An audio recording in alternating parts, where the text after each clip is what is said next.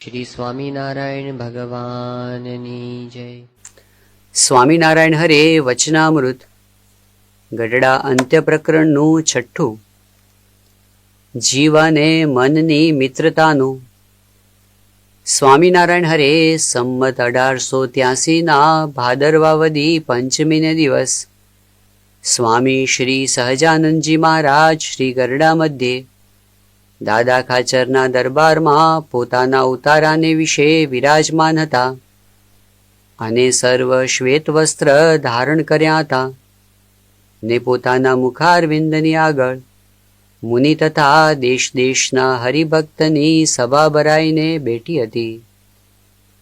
પછી શ્રીજી મહારાજ સર્વે હરિભક્તો ઉપર કૃપા દૃષ્ટિ કરીને બોલતા હવાજે ભગવાનનો ભક્ત હોય ને ભગવાનની કથા કીર્તન શ્રવણાદિક જે નવધા ભક્તિ તેને જો હરિભક્ત ઉપર ઈર્ષાએ કરીને કરે તો તે ભક્તિએ કરીને ભગવાન અતિશય રાજી થતા નથી અને ઈર્ષાનો ત્યાગ કરીને કેવળ પોતાના કલ્યાણને અર્થે ભક્તિ કરે પણ લોકને દેખાડ્યા સારું ન કરે તો તે ભક્તિએ કરીને ભગવાન પ્રસન્ન થાય છે. માટે જેને ભગવાનને રાજી કરવા હોય તેને તો લોક રીઝવવાને અર્થે તથા કોઈકની ઈર્ષાએ કરીને ભક્તિ ન કરવી, કેવળ પોતાના કલ્યાણને અર્થે જ કરવી અને ભગવાનની ભક્તિ કરતા થકા કાંઈક પોતાનો અપરાધ થઈ જાય તેનો દોષ બીજાને માથે ધરવો નહીં. અને જીવ માત્રનો તો એવો સ્વભાવ છે જે જ્યારે કાંઈક પોતામાં વાંક આવે ત્યારે એમ બોલે છે, મને બીજે કોઈકે ભૂલાવ્યો ત્યારે મારામાં ભૂલ પડી પણ મારામાં કાંઈ વાંક નથી. પણ એમ કહેનારો મહામૂર્ખો છે. કેમ જે બીજો તો કોઈ કહેશે છે તું કૂવામાં પડ ત્યારે એને કહેવે કરીને શું કૂવામાં પડવું? માટે વાંક તો અવળું કરે તેનો જ છે ને બીજાને માથે દોષ દે છે.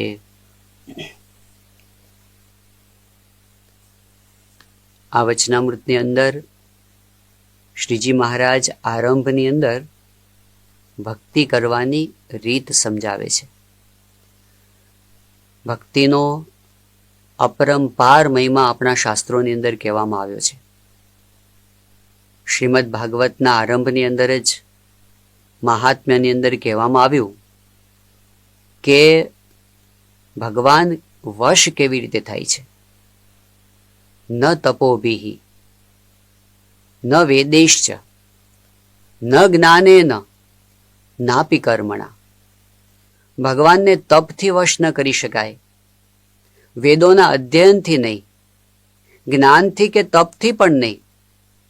હરિર્હિ સાધ્યતે ભક્ત્યા. ભગવાન ભક્તિથી વશ થાય છે. અને ત્યાં પ્રમાણ શું છે, સાબિતી શું છે? તો જવાબ આવ્યો પ્રમાણમ તત્ર ગોપિકા. વ્રજ ગોપીઓ પોતે કોઈ જ્ઞાન તપ કે એવી કોઈ વિશિષ્ટ સાધના કરવા નહોતી ગઈ, પરંતુ હૃદયની સાચી ભક્તિ અને એનાથી ભગવાન વશ થઈ ગયા. તો કેવા વશ થયા? વ્રજવનિતા કર તાળી બજાવે નટવર થઈ થઈ નાચે રે. ભગવાન ભક્તિથી વશમાં આવી જાય, આપણા બંધનમાં આવી જાય, આપણા હૃદયમાં આવી જાય, પૂર્ણ કામ થઈ જવાય, એવો ભક્તિનો મહિમા છે. પણ મહારાજ આ વચનામૃતની અંદર ભક્તિની રીત સમજાવતા કહે છે કે પહેલું તો ભક્તિના હેતુની શુદ્ધિ હોવી જોઈએ. આપણે શા માટે ભક્તિ કરીએ છીએ? તો શ્રીજી મહારાજ કહે છે કે ભક્તિ કરવી તે ઈર્ષાએ કરીને ન કરવી, કોઈને દેખાડવા માટે ન કરવી, પરંતુ ભક્તિ કરવી તે પોતાના કલ્યાણ માટે કરવી. સત્સંગ દીક્ષા ગ્રંથની અંદર પરમ પૂજ્ય મહંત સ્વામી મહારાજે આ વાત બહુ સુંદર રીતે સમજાવી છે એમાં એમણે કહ્યું છે કે જે કાંઈ આપણે સાધના કરીએ છીએ, સેવા, ભક્તિ, કથા, ધ્યાન, તપો, યાત્રાદિ સાધનમ, સેવા કરીએ, ભક્તિ કરીએ, ધ્યાન કરીએ, કથા કરીએ, તપ કરીએ, યાત્રા કરીએ, એ જે કાંઈ સાધના કરીએ આપણે, તો માનતો દંભતો નૈવ કાર્યમ નૈવેર્ષયા તથા, માનથી ન કરવું, દંભથી ન કરવું, ઈર્ષાથી ન કરવું. પછી આગળ બતાવે છે કે સ્પર્ધયા દ્વેષતો નૈવ, સ્પર્ધાથી ન કરવું, દ્વેષભાવથી ન કરવું, ન લૌકિક ફલેચ્છયા, આ સાંસારિક ફળની ઈચ્છાથી પણ ન કરવું. તો કેવી રીતે સાધના કરવી? તો કહ્યું છે શ્રદ્ધયા શુદ્ધ ભાવેન કાર્યમ પ્રસન્નતાદિયા, શ્રદ્ધાપૂર્વક, શુદ્ધ ભાવથી અને ભગવાનને પ્રસન્ન કરવાની ઈચ્છાથી જ્યારે આપણે નાનું પણ કાર્ય કરીએ છીએ ને, ત્યારે એ ભક્તિરૂપ બને છે અને એ ભગવાન અંગીકાર કરે છે. સ્વામિનારાયણ ભગવાને વચનામૃત ગરડા પ્રથમના ચોથાની અંદર નારદજીના જીવનની એક ઘટના વર્ણવી છે. એક વખત નારદજી અને બીજા તુમરુ નામના એક ભક્ત બંને વૈકુંઠ લોકમાં ગયા અને ત્યાં તુંબરુએ બહુ સુંદર ગાન કર્યું અને એ ગાનથી લક્ષ્મીનારાયણ ભગવાન એટલા બધા પ્રસન્ન થયા કે એમણે રાજી થઈને પોતાના વસ્ત્ર અલંકાર એમને ભેટ તરીકે આપ્યા. નારદજી આ જોયું, ઈર્ષા આવી. હું પણ કાંઈ કમ નથી, હું પણ ગાઈ બતાવું, તુમરુ કરતા પણ સારું ગાઈ બતાવું, કેમ ના થાય મારાથી? અને નારદજીએ સંગીતની આરાધના શરૂ કરી. એટલી બધી કઠિન સાધના કરી. સ્વામિનારાયણ ભગવાન કહે છે 7 મન્વંતર સુધી એમણે આ સાધના કરી. એટલે એક દ્રષ્ટિએ જોઈએ તો એમની સાધના એ હજારો વર્ષોની થઈ ગઈ. છતાં પણ જ્યારે જ્યારે ભગવાન પાસે ગયા અને ગાયું તો ભગવાને એને એવો જ જવાબ આપ્યો કે તુંબરુ જેવું ગાતા તમને આવડતું નથી. એટલે નારદજીની ઈર્ષા પાછી ઊભી થાય, અરે હું એનાથી સારું ગાઈ બતાવું. આટલા સમય સુધીની સાધના પછી જ્યારે પોતે સફળ ન થયા ત્યારે છેવટે તુંબરુ પાસે જઈને કહ્યું કે તમારા જેવું ગાતા મને શીખવાડો. ઈર્ષા મૂકી દીધી, સ્પર્ધા મૂકી દીધી, નમ્રતા ધારણ કરી તો ભગવાન તરત રાજી થઈ ગયા. તો આપણે કેવું ગાઈએ છીએ એ બીજા નંબરે છે, કેવા ભાવથી ગાઈએ છીએ, કેવા હેતુથી ગાઈએ છીએ એ પહેલા નંબરે છે. એટલે લોક રીઝવવા માટે કે આપણી મોટપ બતાવી દેવા માટે જ્યાં સુધી આપણે ભક્તિ કરીએ છીએ ને, ત્યાં સુધી એ ભક્તિ ભગવાન સુધી પહોંચતી નથી. ગરડા મધ્યના 41મા વચનામૃતમાં સ્વામિનારાયણ ભગવાને કહ્યું કે ભગવાનનો ભક્ત હોય તો પણ એને માનનો સ્વાદ રહ્યા કરે છે. એકલી ભક્તિ કરવી ગમતી નથી, એમાં માનનો સ્વાદ આવે, મને કોઈ વખાણે, મારી આ ભક્તિને કોઈ જાણે, એની જાહેરાત થાય, એવી ભાવના ઊંડે ઊંડે રહ્યા કરતી હોય છે. એટલે કોઈ એક મહાત્માને કોઈએ પૂછ્યું કે તમે કેટલી માળા ફેરવો છો? તો એ કે જેવો લોકોનો ભરાવો, ઝાઝા લોકો હોય તો ઝાઝી માળા ફરે. લોક રીઝાવન માટે, બીજાને દેખાડવા માટે ભક્તિ થાય. કદાચ અમુક સમય સુધી લોકો પ્રભાવિત થાય પણ ખરા, કદાચ એને લીધે પ્રશંસા પણ થાય, પરંતુ અંતે એનાથી અંતરમાં શાંતિ થતી નથી.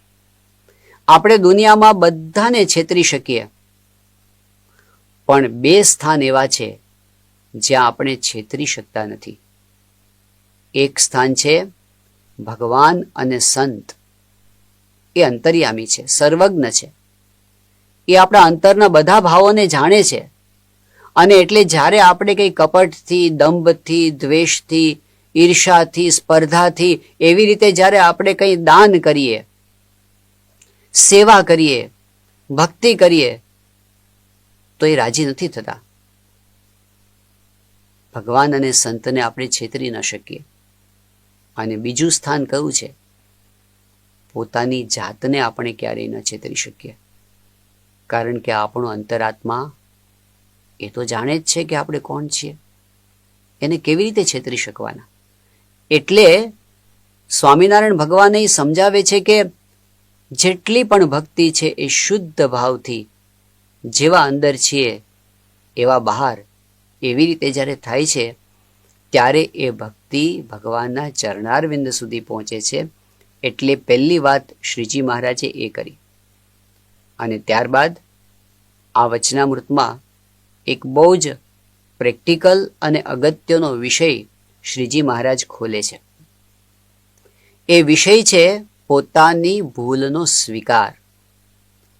સામાન્ય રીતે મનુષ્યની ટેન્ડન્સી એવી હોય છે, વલણ એવું હોય છે કે જ્યારે કાંઈ પણ નાની કે મોટી ભૂલ આપણાથી થઈ જાય તો પહેલો પ્રયત્ન એવો હોય છે કે કેમ કરીને આપણે આપણી ભૂલને ઢાંકીએ, કેમ કરીને આપણે પોતાની જાતને નિર્દોષ સાબિત કરીએ. આપણી બુદ્ધિ, આપણા પ્રયત્નો બધા એ દિશાની અંદર જોડાઈ જાય કે લોકો સામે ક્યારેય મારી ભૂલ પ્રગટ ન થવી જોઈએ.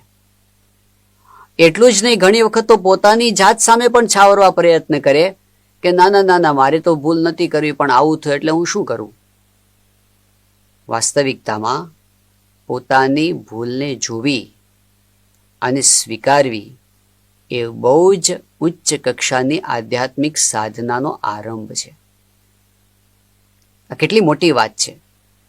તો યોગીજી મહારાજના શબ્દોમાં કહીએ તો પોતાની ભૂલનું દર્શન થવું એ ભગવાનના દર્શન થવા બરાબર છે. જ્યારે આપણને પોતાની ભૂલ ઓળખાય ત્યારે એમ માનવું કે મને ભગવાનના દર્શન થયા, ભગવાનના દર્શન. તો ભૂલને જોવી અને સ્વીકારવી પ્રામાણિકતાથી એ ભગવાનની લગોલગ પહોંચી જવા જેવું છે. કારણ કે એના પછીના દરવાજા આપણા માટે ખુલ્લા થઈ જાય છે.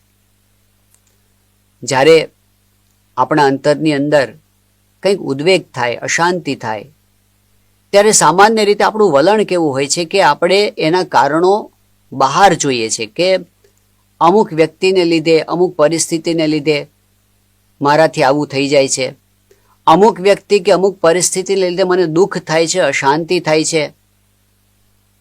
પરંતુ વાસ્તવિકતામાં એ સારામાં સારો સમય છે અંતર્દૃષ્ટિ કરવા માટેનો, પોતાની ભૂલને સમજવા અને સ્વીકારવા માટેનો. કારણ કે આપણી ખામીઓ એ વખતે ઉપરના લેવલ પર હોય છે. આ વસ્તુ કેવી છે? જેમ આપણને જ્યારે શરીરમાં તાવ આવે, ટેમ્પરેચર આવે, વિજ્ઞાન એવું કહે છે કે ટેમ્પરેચર એ કુદરતે આપણા શરીરની અંદર મૂકેલું એક પ્રકારનું ઇન્ડિકેટર છે. ટેમ્પરેચર ઇન્ડિકેટ કરે છે કે શરીરની અંદર કંઈક ગરબડ છે. હવે એ ટેમ્પરેચર કેટલીક વખત વાયરલ ઇન્ફેક્શનથી હોય, કેટલીક વખત બેક્ટેરિયલ ઇન્ફેક્શનથી હોય, કેટલીક વખત સામાન્ય ફ્લૂનો તાવ હોય, કેટલીક વખત આપણે જોઈએ કોરોનાનો તાવ હોય, કેટલીક વખતે ટાઇફોઇડનો હોય, કેટલીક વખત કમળાનો તાવ હોય, કેટલીક વખત ગુમડું થયું અને દુખાવાનો તાવ હોય, કેટલીક વાર ફૂડ પોઈઝનિંગનો તાવ હોય. ઘણા પ્રકારના તાવ હોઈ શકે. જ્યારે માણસને તાવ આવે ત્યારે એ સમય છે કે આપણું ડાયોગ્નોસિસ થાય.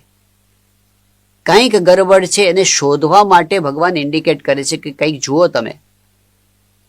એને પેરાસિટામોલ આપીને દબાવ કરીએ તો તાવ ટેમ્પરરીલી દબાઈ જાય, પણ અંદરથી એનું મૂળ નાશ ન પામે. જ્યારે જ્યારે આપણને અશાંતિ થાય, ઉદ્વેગ થાય, ત્યારે એ ઇન્ડિકેટ કરે છે, એ બતાવે છે કે કંઈક આપણી ભૂલ છે. આપણે કોઈક જગ્યાએ સિદ્ધાંતથી બહાર નીકળી ગયા છીએ. કાં તો આપણા વર્તનની કંઈક ભૂલ છે, કાં તો આપણી વાણીની કંઈક ભૂલ છે, અને કાં તો આપણા વિચારની કંઈક ભૂલ છે, પણ કાંઈક તો ગરબડ આપણે કરી છે જેનું ફળ આપણને આ અશાંતિને ઉદ્વેગ રૂપે પ્રાપ્ત થાય છે. આ બેસ્ટ ટાઈમ હોય છે અંતર્દૃષ્ટિ કરવા માટેનો, પોતાની જાતને સુધારવા માટેનો. પણ જ્યારે આપણે એવું નથી કરતા, સાધારણ રીતે આપણે રિફ્લેક્સ એક્શનની જેમ મારો કંઈ વાંક નથી, હું શું કરું, એ તરફ જતા રહીએ છીએ. 12મા ધોરણમાં ભણનારો એક વિદ્યાર્થી, અરે 12મું ધોરણ શરૂ થતું હતું ત્યારે એક સંતને મળ્યો અને વાતમાં સંતે પૂછ્યું કે તારું ધ્યેય શું છે? પેલા એ કહ્યું કે મારે તો હું 12મામાં ભણું છું, સાયન્સમાં છું અને બી ગ્રુપમાં છું, તો મારો ધ્યેય તો એવો છે કે મારે 92% લાવવા છે.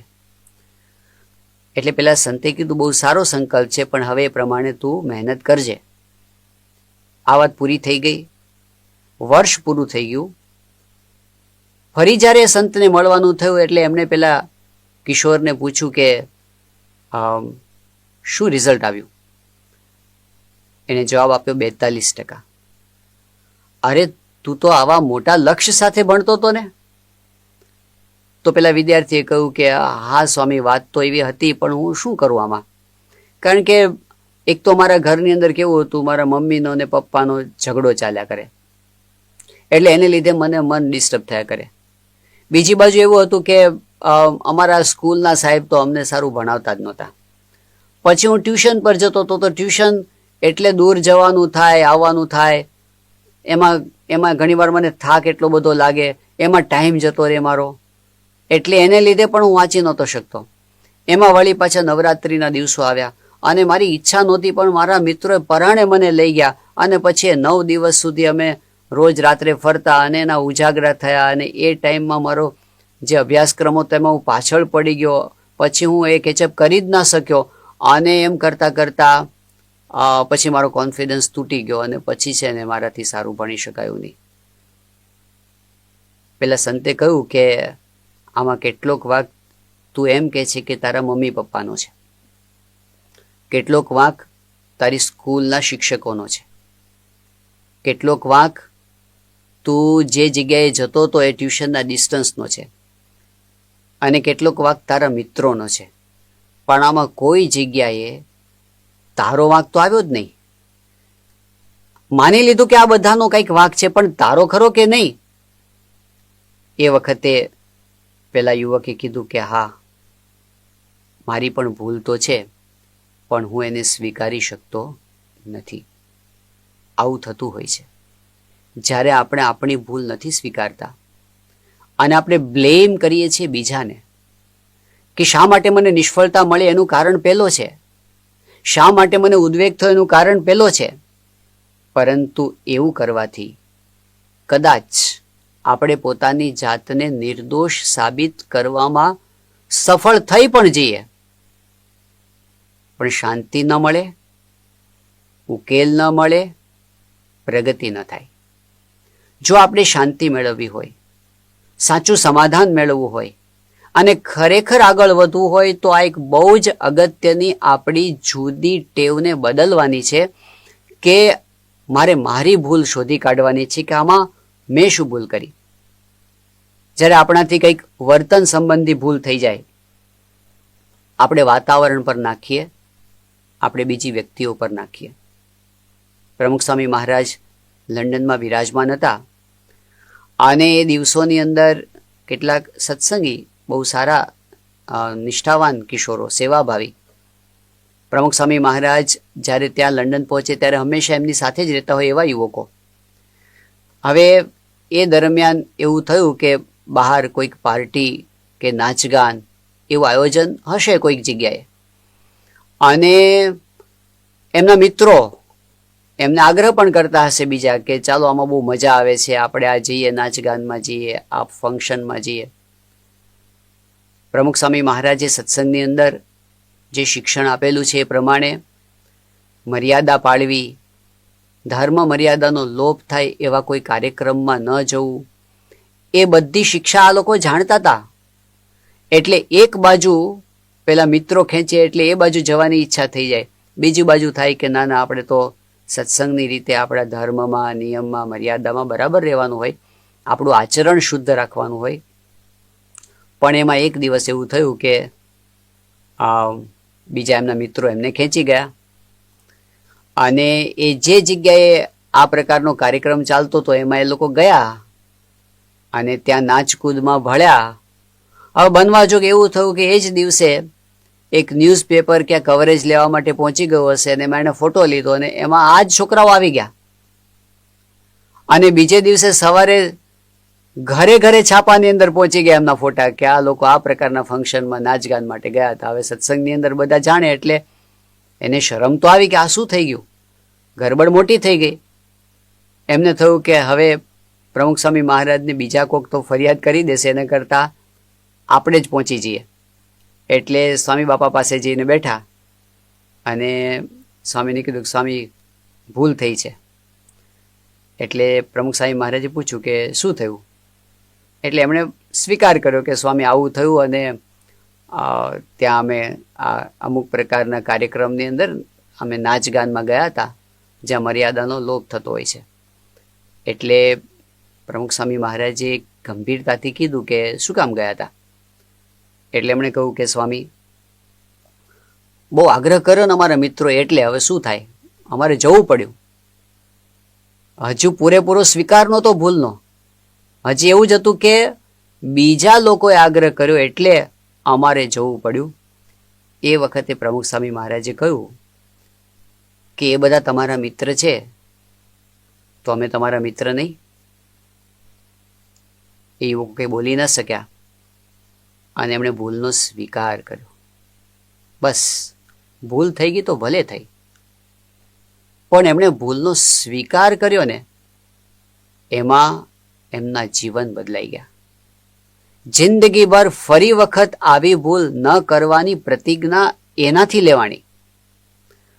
ફરી ક્યારે ભૂલ થઈ નથી. ભગવાન અને સંત મારી સાથે છે એવો એમને અનુભવ થયો છે જીવનભર. તો જ્યારે આપણાથી કઈ ભૂલ થાય ત્યારે આપણે જે બીજાના ઉપર નાખીએ છીએ એ આપણી મોટી ભૂલ છે. આ દુનિયાની અંદર એવી એક પણ વ્યક્તિ નથી કે એવી એક પણ પરિસ્થિતિ નથી કે આપણને પતનની દિશામાં લઈ જઈ શકે જો આપણે ના જવું હોય તો. ક્યારે? જ્યારે સાચા ભાવથી આપણે આપણી ભૂલોનો સ્વીકાર કરતા થઈએ ત્યારે આવી શક્તિ, આવી નિષ્ઠા, આવું બળ આપણામાં પ્રગટ થાય છે. આપણે આ સત્સંગના ઇતિહાસની અંદર એવા કેટલા બધા ભક્તોને જોઈએ છીએ, એમનાથી ભૂલો થઈ છે. ક્યારેક અજાણતા ભૂલ થઈ છે, ક્યારેક અજ્ઞાનથી થઈ છે, ક્યારેક જાણીને પણ થઈ છે. પણ જ્યારે ભૂલ થઈ અને જેણે એ ભૂલનો સ્વીકાર કર્યો ને એમના જીવન બદલાઈ ગયા છે. ઓદરકાના રામસંગ બાપુને આપણે ઓળખીએ છીએ કે એમના જીવનમાં બધા જ દૂષણો ઘર કરી ગયા હતા. એ જ એમનું જીવન હતું. વ્યસન અને દુરાચાર એ વણાઈ ગયા હતા એમના જીવનશૈલીના કાર્યક્રમની અંદર. રોજનો કાર્યક્રમ હતો. પ્રમુખ સ્વામી મહારાજનો યોગ થયો. સંતનો સમાગમ અંતરદ્રષ્ટિ કરાવે છે. એમને અંતરદ્રષ્ટિ થઈ. પ્રમુખ સ્વામી મહારાજની પાસે એમણે ખુલ્લા હૃદયથી બધી ભૂલોનો સ્વીકાર કર્યો. એવી ભાવનાથી કે હવે મારે મારું જીવન બદલવું છે. અને સંતના આશીર્વાદ એમના ઉપર ઢળી ગયા, જે અશક્ય જેવું હતું.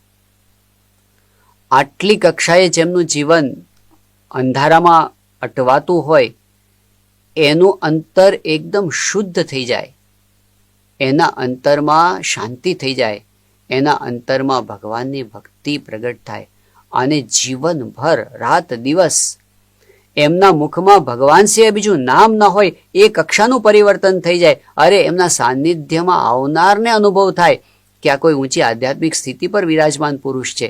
એવી કક્ષા સુધી પહોંચાડે સંત પહોંચાડે. પણ ક્યારે?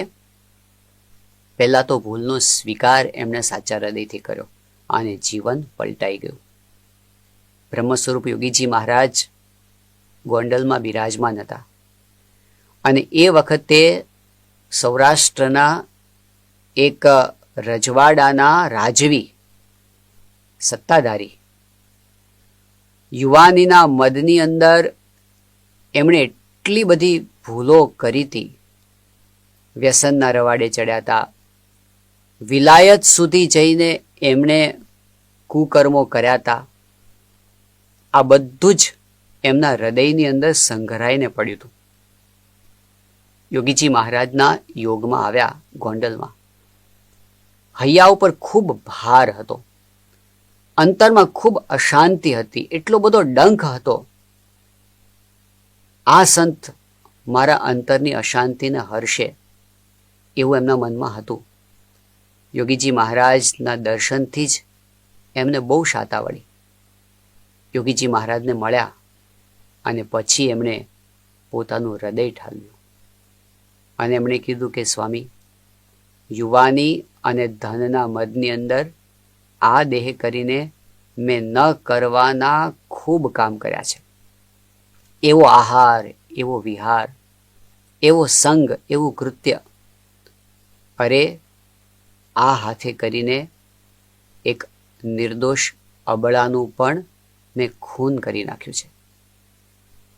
હું જ્યારે જ્યારે એને સંભાળું છું ત્યારે મારા અંતરની અંદર ઉદ્વેગ છવાઈ જાય છે. હું એને ભૂલી નથી શકતો. રાત દિવસ મને એની વેદના સતાવે છે. મારા હૃદય પરથી ભાર નથી નીકળતો એ કે મેં આ શું કર્યું મારી જિંદગીમાં. યોગીજી મહારાજની પાસે એમણે બધું ઠાલવી દીધું. ધ્રુસકે ને ધ્રુસકે રડતા એમણે બાપા પાસે આ બધી વાતો કરી.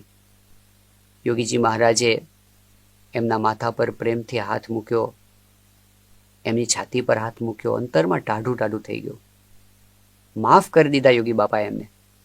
અને એમને એવી પ્રતીતિ થઈ કે યોગીજી મહારાજ જેવા સંત જ્યારે મને માફ કરે છે ત્યારે મને ભગવાને માફ કર્યો અને એક નવા જીવનની શરૂઆત થઈ ગઈ.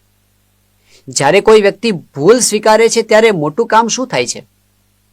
મોટું કામ એ થાય છે કે આપણે એ ભૂલથી છૂટા પડી જઈએ છીએ. જ્યારે કોઈ વ્યક્તિ સ્વીકારે છે કે મેં ગઈકાલે કર્યું એ ખોટું હતું, અયોગ્ય હતું, એનો અર્થ જ એ થાય છે કે ગઈકાલે જે હતો તે આજે હું નથી. કોઈક બાલિશતાની અંદર, અજ્ઞાનની અંદર, નાદાનિયતની અંદર કે પછી કોઈક પ્રકારના દેશકાળના યોગમાં આવીને મેં એ વખતે ભૂલ કરી, પણ હવે હું એમાંથી બહાર નીકળી ગયો છું. એ ભૂલ સ્વીકારવાથી થાય છે. ગુણાતીતાનંદ સ્વામી એમની વાતોમાં બહુ સુંદર વાત કરી. સ્વામી કહે કે પહોર દિવસ ચડતા સુધી ભગવાન જીવના ગુના માફ કર્યા કરે છે. તે કોઈ જીવ ભગવાનની સ્તુતિ કરીને એમ બોલે છે હું ગુનેગાર છું તમારો, તો તેના ગુના ભગવાન માફ કરે છે. આ અંદરથી સ્વીકાર થયેલો હોવો જોઈએ, સાચા ભાવથી સ્વીકાર થયેલો હોવો જોઈએ, તો ગુના માફ થાય છે. ભગવાન પાસે, સંત પાસે જ્યારે આપણું હૃદય ખોલી દઈએ, ભૂલનો સ્વીકાર કરીએ, ત્યારે એક નવા જીવનનો આરંભ થાય છે. એટલે આ વચનામૃતની અંદર સ્વામિનારાયણ ભગવાન એમ કહે છે કે કોઈના પર બ્લેમ ન કરવું. સ્વામિનારાયણ ભગવાન કહે છે કે આપણે એમ કહીએ કે પેલા માણસે મને ભૂલવ્યો, મારે તો સિનેમામાં નહોતું જવું પણ એ મને લઈ ગયો, મારે તો સિગરેટ નથી પીવી પણ મને મારા મિત્રોએ પીવડાવી, મારે તો આ વ્યસન નહોતું કરવું પણ એમણે મને કરાવ્યું. તો મહારાજ એવું કહે છે કે એમ તો કોઈ કહે છે જે તું કૂવામાં પડ, તો આપણે ક્યાં પડીએ છીએ? ત્યાં આપણે આપણી વિવેક બુદ્ધિ વાપરીએ છીએ. તો કોઈના પર બ્લેમ ન કરવો. આ પ્રેશર બાર ગમે તેટલું હોઈ શકે, પણ આપણે નક્કી નથી કર્યું એ આપણી ભૂલ છે, અને એટલે હવે ભૂલ જો સુધારવી છે તો પહેલા તો એનો સ્વીકાર કરવો છે. બીજી વસ્તુ શું બને છે કે સંબંધોની બાબતમાં જ્યારે પરસ્પર કોઈક પ્રકારનો મતભેદ અને એમાંથી મનભેદ થાય, જ્યારે એકબીજા વચ્ચેના સંબંધોમાં કંઈક કડવાશ આવી જાય, ત્યારે આપણને શું દેખાતું હોય છે કે આ સામેવાળી વ્યક્તિ આવું કર્યું ને, બસ એને લીધે જ આ સંબંધ બગડ્યા છે. કોઈ આપણને એમ કહે કે તમે ગુસ્સો કેમ કર્યો, તો આપણી પાસે જવાબ એવો હોય કે હું કેટલું સહન કરું, એ આટલું કરે પછી મારાથી ગુસ્સો કર્યા વગર રહેવાય કેમ? મેં ગુસ્સો એટલા માટે કર્યો કારણ કે એણે અયોગ્ય વર્તન કર્યું. એ આવું બોલે એટલે મને ગુસ્સો આવે.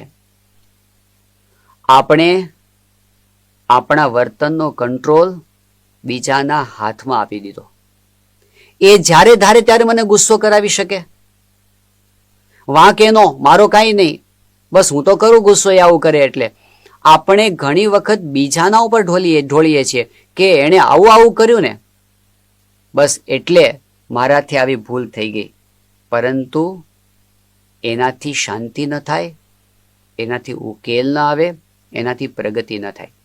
સ્વામિનારાયણ સંપ્રદાયમાં 150 વર્ષ પહેલા વડતાલમાં બનેલી એક ઘટના. પવિત્રાનંદ સ્વામી નામના એક વરિષ્ઠ સંત હતા. બુદ્ધિમાન હતા, વિદ્વાન હતા, વ્યવહાર કુશળ હતા, જીવન પવિત્ર હતું. પણ એક ખામી એમનામાં રહી ગઈ હતી. એ ખામીને કાઢવા માટે જ જાણે ભગવાનની ઈચ્છાથી એમના જીવનમાં એક ઘટના બની. બન્યું કે કોઈક પ્રસંગે આણંદ ગયા હતા, સાથે બીજા બધા પણ હતા. એમાં કોઈક યુવાન સંતે એમનું અપમાન કર્યું, જાહેરમાં અપમાન કર્યું, જે અયોગ્ય હતું. આવી રીતે જૂના સંત હોય એનું અપમાન આવી રીતે ન કરાય. અને એને અપમાન કર્યું.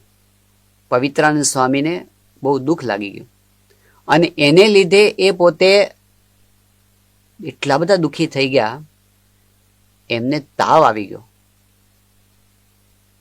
વડતાલ પાછા પહોંચી ગયા. અંતરમાં અતિશય અશાંતિ, ઊંઘ ના આવે, ખાવું ના ભાવે.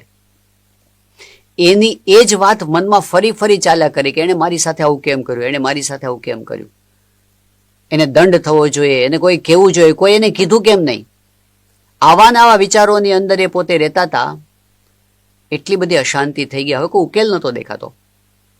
એ વખતે પોતાની સાથે એક સંત હતા, એમને કહ્યું કે કોઈ મને કથા સંભળાવે એવું કોઈ છે હાજર? એ વખતે તપાસ કરી, ત્યાં ભગતજી મહારાજ હાજર હતા. સેવકે આવીને કહ્યું કે સભા મંડપની અંદર પ્રાગજી ભક્ત બેઠા છે. પવિત્રાનંદ સ્વામી કહે બોલાવો એમને.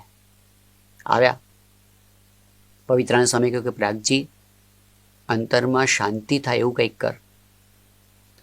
ભગતજી મહારાજ અંતર્યામી પુરુષ, એ તો બધું જાણે શું થયું છે. એમણે પંચાળાનું 3જું વચનામૃત વંચાવ્યું અને એના આધારે એમણે જે વાત કરી, વાતનું નિશાન એટલું જ હતું કે જ્યારે આપણે પોતાના અવગુણને જોઈએ ત્યારે જ આપણામાં રૂપાંતર આવે છે. અને એમણે પવિત્રાનંદ સ્વામીને આ વાત સમજાવી. પવિત્રાનંદ સ્વામીને એ વખતે પોતાની ભૂલ સમજાણી. અત્યાર સુધી એમના વિચારો એવા જ હતા કે સામેવાળી વ્યક્તિએ કેમ આવું અવિવેકથી વર્તન કર્યું, એની ભૂલ છે, એને દંડ થવો જોઈએ. પરંતુ હવે એમને એવા વિચારો આવવા માંડ્યા કે સામેવાળી વ્યક્તિ ગમે તે બોલે એ એમના હાથમાં છે, મારા હાથમાં નથી. પરંતુ એ જે બોલે એને કેવી રીતે લેવું એ તો મારા હાથમાં છે. હું આધ્યાત્મિક માર્ગે ચાલેલો છું, આટલા વર્ષોથી આધ્યાત્મિક સાધના કરું છું. સાધના કરવાથી જીવનમાં સ્થિરતા આવવી જોઈએ. હું સ્થિરતા નથી પામી શક્યો તો મારી સાધનામાં કંઈક ખામી છે. કોઈક 2 શબ્દ બોલે છે અને મારું મન અશાંત થઈ જાય છે, એનો અર્થ એમ કે મેં હજી જોઈએ એવી સમજણ કેળવી નથી. એમની સામે જ પ્રાગજી ભક્ત હતા, જેમના જીવનમાં ઘણા અપમાનો થયા પણ એમને અશાંતિ નહોતી થઈ. એ બધું વિચારતા એમને ખબર પડી ગઈ કે whatever is wrong with me. જે કાંઈ ખામી છે મારામાં છે. અને જ્યારે આવો વિચાર થયો ને ત્યારે એમના અંતરમાં શાંતિના શેરડા ફૂટ્યા, પ્રકાશ થયો, માર્ગ દેખાણો. કારણ કે બાજી હવે મારા હાથમાં છે, કોઈના હાથમાં નથી. સામેવાળી વ્યક્તિ સુધરે તો મને શાંતિ થાય એવું નથી. હું બદલી શકું છું કારણ કે હવે જે કાંઈ છે બધું મારામાં બદલવાનું છે. તો સંબંધોની બાબતમાં જ્યારે આપણે બીજાની ભૂલ ન કાઢતા પોતાની કાઢીએ, કેટલીક વખત શું થતું હોય છે કે સામેવાળી વ્યક્તિની ભૂલ પણ હોય છે, કદાચ એની ભૂલ વધારે હોય છે, આપણી ભૂલ ઓછી હોય છે, પરંતુ એનો અર્થ એવો નથી કે આપણે નિર્દોષ છીએ. જો આપણે આગળ વધવું છે, પ્રગતિ કરવી છે, શાંતિ મેળવવી છે, ભગવાનને સંતની પ્રસન્નતા પ્રાપ્ત કરવી છે, તો ભલે મારી થોડી ભૂલ છે, પણ મારે એમાં સુધારો કરવો છે, મારે એની સામું જોવું છે. તો આ વચનામૃત પોતાની ભૂલ સામે જોતા શીખવાડે છે. આ બીજો મુદ્દો થયો સંબંધોનો. ત્રીજો એક નવો મુદ્દો સ્વામિનારાયણ ભગવાન આ વચનામૃતમાં ખોલે છે.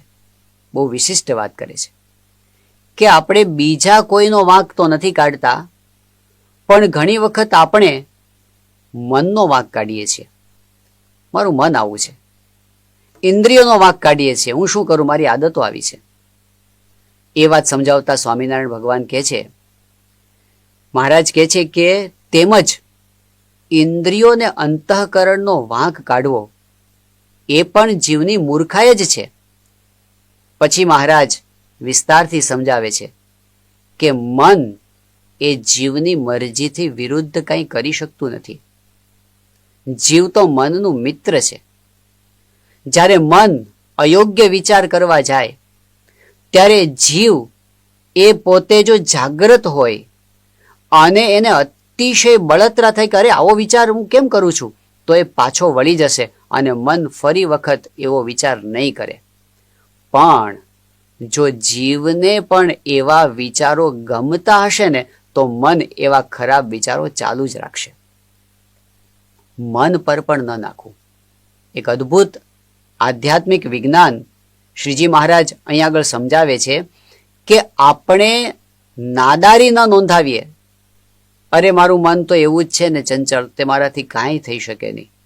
અરે મારા મનથી તો હું કંઈ નક્કી જ ન કરી શકું. મારાથી અમુક પ્રકારના નિયમો પાળી જ ન શકાય, કારણ કે મારું મન ચંચળ છે, કારણ કે મારી ઇન્દ્રિયો એવી છે. શ્રીજી મહારાજ કહે છે કે મન અને ઇન્દ્રિયો એ તો આત્માના સાધન છે. એ શું કરી શકે? પાઠ્યપુસ્તકની અંદર એક નાની વાર્તા ઘણા બધાએ કદાચ ભણવાની અંદર સાંભળી હશે, વાંચી હશે. નાનું ગામ હતું. દલા તરવાડી નામના એક વ્યક્તિ રહેતા હતા. ગામની બહાર એક સુંદર વાડી હતી. વાડીના માલિક વશરામ ભુવા હતા. વશરામ ભુવાના ખેતરમાં સરસ મજાના રીંગણા થયા.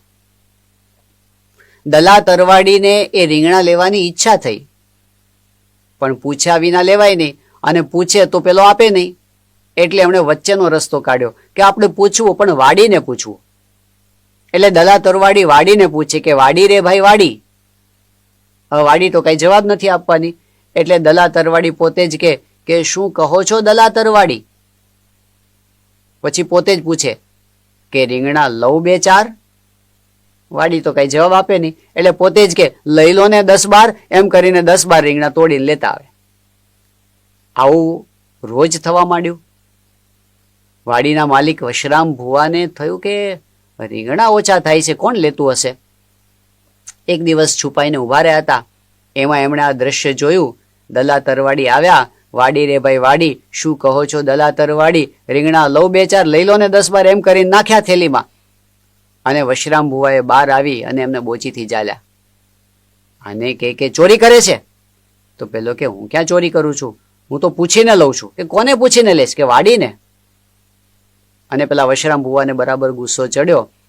એને પેલાના 2 હાથ ઝાલ્યા, બાંધ્યા, પગ બાંધ્યા, દોરડું બાંધ્યું અને કૂવાની અંદર ઊંધા માથે ઉતાર્યા અંદર. અને પછી પેલા કે ભાઈ મારો કઈ વાંક નથી, મેં પૂછ્યા વગર કઈ કર્યું નથી ને શું કામ મને દંડ આપો છો? તો પેલા વશરામ ભુવા કે તમે જેમ પૂછ્યા વગર નથી કર્યું ને એમ હું પણ પૂછ્યા વગર કઈ નહીં કરું. એટલે પછી પૂછે કે કુવા રે ભાઈ કુવા. હવે કુવો તો કઈ જવાબ આપે નહીં. એટલે પોતે કે શું કહો છો વશરામ ભુવા? કે ડૂબકા ખવડાવો 2-4 કે ખવડાવો ને 10-12? આ જે વાર્તા, એનો મર્મ શું છે કે વાડી કે કૂવો એ તો નિર્જીવ વસ્તુઓ છે. એ પોતે કંઈ બોલે નહીં, આપણે જે બોલાવીએ ને એ બોલે. એમ આપણા શરીરની અંદર આત્મા ચૈતન્ય છે, એ સર્વશક્તિમાન છે. અને આત્મા સિવાયની જેટલી કઈ વસ્તુઓ છે, આ દેહ, એમાં રહેલી ઇન્દ્રિયો, એમાં રહેલું મન, એ તો બધા સાધનો છે આત્માના. એ પોતાની મેળે કાંઈ ન કરી શકે, જડ છે. પણ જ્યારે એ જીવ પોતાની સત્તા અજમાવે ને, ત્યારે એમાંથી પાછા વળાય છે. જ્યારે કોઈ નાની મોટી ભૂલ થાય તો પોતે સ્વીકાર કરે ને કે મેં આ ખોટું કર્યું છે. આપણી ભાષા સામાન્ય રીતે કેવી હોય છે કે મારે નહોતું જોવું પણ મારાથી જોવાઈ ગયું, મારે તો નહોતું ખાવું પણ મારાથી ખવાઈ ગયું, મારે તો નહોતું બોલવું પણ મારાથી બોલાઈ ગયું. આપણે પેસિવ વોઇસમાં બોલીએ છીએ. હકીકતમાં એવું નથી. સ્વીકાર કરવો એટલે શું? મારાથી બોલાઈ ગયું એમ નહીં, પણ હું બોલ્યો. મારાથી જોવાઈ ગયું નહીં, પણ મેં જોયું. જવાબદારી જ્યાં સુધી આપણે પોતાના માથે નહીં લઈએ ત્યાં સુધી રૂપાંતર નહીં થાય, ત્યાં સુધી સુધારો નહીં થાય, ત્યાં સુધી આપણે ફરિયાદોની અંદર રહેશું, કંઈક પોઝિટિવલી કશું કરી નહીં શકીએ. એટલે શ્રીજી મહારાજે આ વચનામૃતમાં એવું કીધું કે આપણે પોતાની ભૂલનો સ્વીકાર કરવો, પોતાના માથે લેવું. જ્યારે આપણે આવી રીતે સ્વીકાર કરીએ છીએ ત્યારે સત્સંગની દિવ્યતા આપણને સ્પર્શે છે. પછી સત્સંગનું, સત્પુરુષનું, ભગવાનનું બળ આપણી મદદમાં આવી જાય છે. આપણને ઇતિહાસની અંદર કેટલા બધા એવા ભક્તો દેખાય છે કે એમણે પોતાની ભૂલ જોતા રહ્યા અને આગળ વધતા રહ્યા. સદગુરુ મુક્તાનંદ સ્વામી, સ્વામિનારાયણ ભગવાનના વખતના સંત આપણને એમનું સમગ્ર જીવન શું બતાવે છે કે એ હંમેશા પોતાની ભૂલનો સ્વીકાર કરતા, નિખાલસપણે સ્વીકાર કરતા. પરસ્પરના વ્યવહારમાં ભૂલ થઈ હોય એનો સ્વીકાર કરે, સમજણમાં ભૂલ થઈ ગઈ એનો સ્વીકાર કરે, ક્યારેક પોતાનાથી બીજાને દુઃખ થઈ ગયું હોય તો એમાં વિચાર કરે કે આમાં મારી શું ભૂલ છે. એ મુક્તાનંદ સ્વામી આગળ વધતા ગયા અને એમને એવો અનુભવ થયો સ્વામિનારાયણ ભગવાનના પ્રતાપે કે મારું અંતર સંપૂર્ણ શુદ્ધ થયું છે. વિષય વાયુ વડે તરણ જેમ ઉડતી માવજી મેરુને તુલ્ય કીધી. મુક્તાનંદ સ્વામી કહે છે કે મારું જીવન પહેલા તો એવું હતું કે સાધારણ જગતનો વાયરો આવે, વિષયનો વાયરો આવે અને હું ડિસ્ટર્બ થઈ જતો હતો, પણ હવે મેરુની જેમ અડગતા મારામાં આવી ગઈ છે. મને ગમે તેવા વાવાઝોડા આવતો પણ હલાવી શકે એમ નથી. આ પ્રોગ્રેસ સત્સંગમાં થાય છે. વેરાભાઈ નામના ભક્ત હતા. સ્વભાવ તો આંટીદાર હતો, ગુસ્સાવાળો હતો, રીસાવાનો સ્વભાવ હતો, ચોરી કરવાનો સ્વભાવ હતો. આ બધા પ્રસંગો એમના જીવનમાં બન્યા છે. પણ જ્યારે એવા પ્રસંગો બન્યા ત્યારે એમણે અંતરદ્રષ્ટિ કરી, ભૂલનો સ્વીકાર કર્યો, સત્સંગના સિદ્ધાંતોની દિશામાં ચાલ્યા. તો એક સમય એવો આવ્યો, વેરાભાઈ પોતે પૂજા કરવા બેઠા હતા, ધ્યાન કરવા બેઠા હતા અને એમને અનુભવ થયો કે મારા શરીરમાંથી કંઈક કાળે આકૃતિઓ બહાર નીકળે છે. પૂછ્યું કોણ છો તમે? તો કીધું કે હવે અમે તમારામાં નહીં રહી શકીએ. કામ, ક્રોધ, ઈર્ષા, માન, કપટ, દંભ, આ બધી વસ્તુઓ જાણે એમના જીવનમાંથી નીકળતી હોય એવો એમને સાક્ષાત અનુભવ થયો. આ અનુભવ કોઈ એકલ દોકલ વ્યક્તિઓનો નથી, હજારોનો અનુભવ છે કે જ્યારથી આપણે ભૂલ સ્વીકારવા માંડીએ છીએ ત્યારથી આપણો પ્રોગ્રેસ સત્સંગની અંદર થાય છે, આધ્યાત્મિક માર્ગે આગળ વધતા જવાય છે. એટલે આ વચનામૃતમાં શ્રીજી મહારાજે બહુ સ્પષ્ટપણે આ વાત સમજાવી કે આપણે કોઈને છેતરવા નથી અને આપણે જાતે પણ છેતરાવું નથી. આપણે પ્રામાણિક રહેવું છે, આપણે આપણી ભૂલનો સ્વીકાર કરવો છે. શા માટે?